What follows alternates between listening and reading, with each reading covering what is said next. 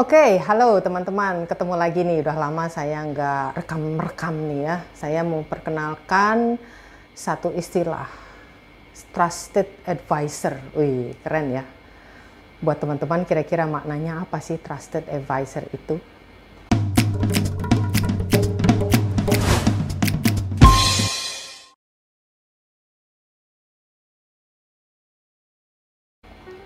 Advisor berarti pemberi advice ya, pemberi saran. Kalau kita sedang mengalami satu masalah atau juga sebaliknya kita sedang menemukan situasi kesempatan-kesempatan yang baik, pilihan-pilihan yang semuanya baik, terus kita bingung. Nah, biasanya kita perlu ya seorang advisor, seseorang yang bisa membantu kita mengambil keputusan sebetulnya. Saya mau kasih contoh ya.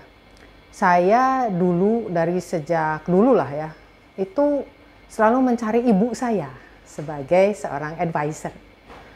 Ketika saya lagi ada masalah ataupun saya dihadapkan kepada pilihan-pilihan yang keren-keren semua gitu ya, karena saya bingung. Saya sering kali bahkan mungkin hampir selalu ya datang ke ibu saya. Nah, kenapa saya datang ke ibu? Karena dia itu orangnya, kalau istilah kerennya tuh knowledgeable ya. Knowledge-nya tuh banyak banget. Ditanya ini tahu, ditanya itu tahu gitu ya. Selain itu dia cukup sabar untuk mendengarkan saya ini sedang punya masalah apa, perasaan di dalam diri saya itu yang berkecamuk seperti apa. Dia mau mendengarkan itu. Atau dia juga senang sekali ketika saya cerita, aduh aku lagi punya pilihan-pilihan ini loh keren-keren tapi aku bingung gitu. Dan dia tuh senang mendengarkan itu.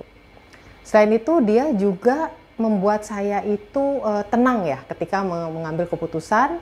Dia itu membuat saya merasa percaya diri untuk mengambil keputusan-keputusan itu. Nah, pertanyaan saya untuk teman-teman, apakah customer, klien, atau pelanggan teman-teman merasakan hal yang sama yang dirasakan oleh saya ketika saya bisa mengambil keputusan dibantu oleh ibu saya tadi?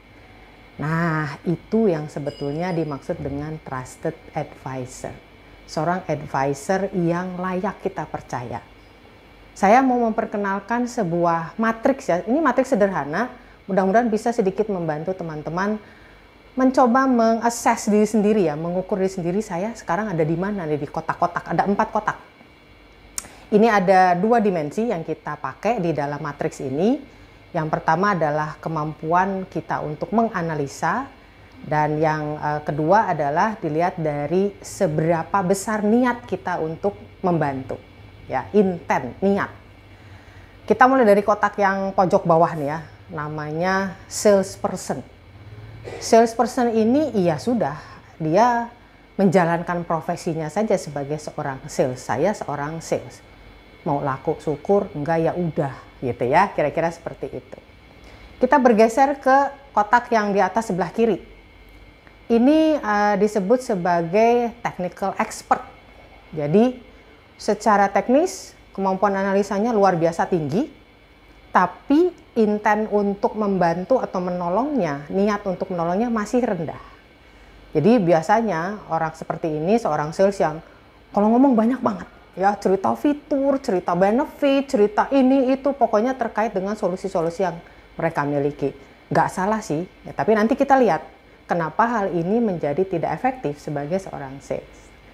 Nah, kotak yang berikutnya di kanan bawah ini kemampuan analisanya masih rendah dan intent untuk helpingnya, niat untuk membantunya tinggi. Makanya disebut client's helper.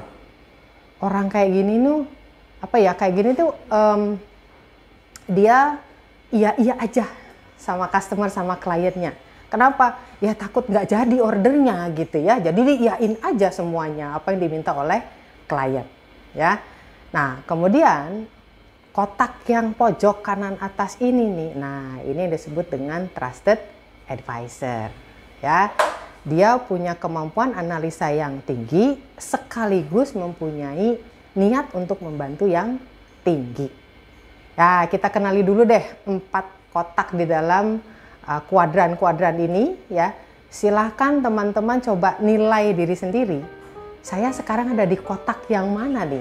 Ya, yang pojok bawah, kanan bawah, atau kiri atas, atau yang pojok kanan sebelah yang bagus itu tadi yang trusted advisor. Silahkan diakses, jujur pada diri sendiri. Nanti kita bahas satu persatu di kesempatan berikutnya. Ya, good luck dan happy selling.